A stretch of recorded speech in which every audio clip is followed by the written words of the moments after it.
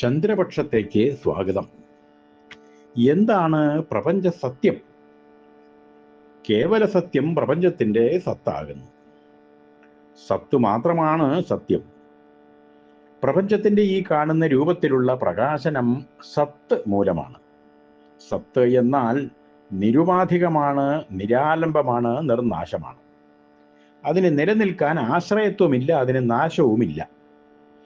സത്തിൽ നിന്ന് ബോധത്തിലേക്കുള്ള പരിണാമ പ്രക്രിയ നിഗൂഢമാണ്. അതിൻ്റെ പ്രക്രിയ, കാരണം എന്നിവ ബോധം ജീവനാകുന്ന പ്രക്രിയ പോലെ തന്നെ നിഗൂഢം. ഈ വസ്തുതകൾ വെളിപ്പെട്ടാൽ മനുഷ്യന് തിരികെ അവൻ്റെ സ്വസ്വരൂപമായിട്ടുള്ള കേവല സത്യത്തിലേക്ക് തിരികെ പോകാൻ സാധിക്കേണ്ടതാണ്. ജീവൻ ഉടലെടുത്ത ശേഷം പരിണാമ പ്രക്രിയയുടെ നിലവിലുള്ള ദശയായ മനുഷ്യജീവൻ ഇനി എങ്ങോട്ട്? അവൻ്റെ സത്യോന്മുഖമായ അന്വേഷണങ്ങളിലെ ഇടത്താവളങ്ങളാണ് ഈശ്വരനും മതങ്ങളും ആചാരാനുഷ്ഠാനങ്ങളും എല്ലാം.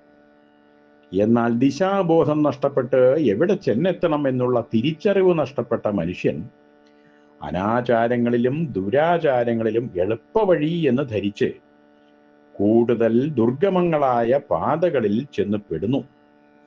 ഇങ്ങനെയുള്ള സഞ്ചാരത്തിനിടയിൽ ആർജിക്കുന്ന മലങ്ങൾ അല്ലെങ്കിൽ മാലിന്യങ്ങൾ, കറകൾ, ഇവയെല്ലാം അവനെ കൂടുതൽ കൂടുതൽ അന്ധകാരത്തിലേക്ക് നയിക്കുന്നു.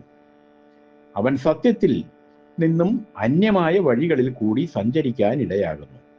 എവിടെയൊക്കെയോ ചെന്നെത്തി അബദ്ധം തിരിച്ചറിഞ്ഞു കഴിയുമ്പോൾ തിരികെ പോകാനുള്ള ശേഷി അവന് നഷ്ടപ്പെട്ടു കഴിഞ്ഞിട്ടും ഉണ്ടാകും.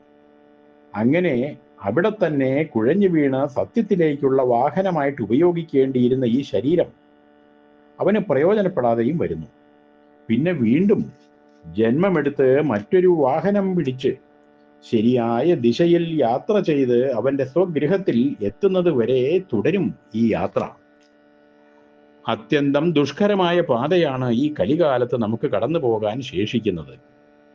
കാരണം പ്രലോഭനങ്ങളുടെ പെരുമഴയാണ് എങ്ങോട്ട് തിരിഞ്ഞാലും. വഴിമുടക്കിയും വഴി തെറ്റിച്ചും അവ നമ്മളെ വല്ലാതെ കറക്കിക്കളയും. ശരിയായ ദിശാബോധം ഉണ്ടാവാൻ യാത്രയ്ക്കിടെ പറ്റിയ മാലിന്യങ്ങൾ തുടരെ തുടരെ കഴുകി കളഞ്ഞുകൊണ്ടേയിരിക്കണം. അതിനാണ് ശരിയായ ഒരു ഗുരുവും ആചാരാനുഷ്ഠാനങ്ങളും.